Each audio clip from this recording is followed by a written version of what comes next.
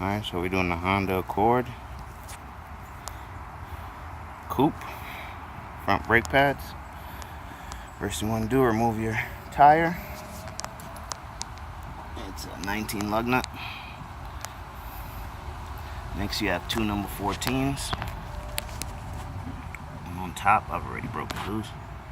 On the bottom, take those out now.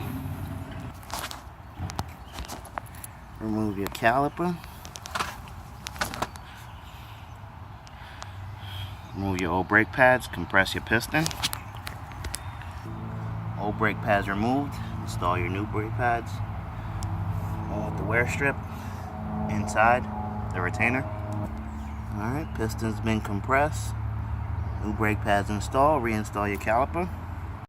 Alright, so reinstall both your number 14s. Top and bottom, tighten them down. Pump your brake pedal after you install your tire. And that's the Honda Accord front brake pad replacement. Thanks for watching. Subscribe, comment, hit that like button. See you next time.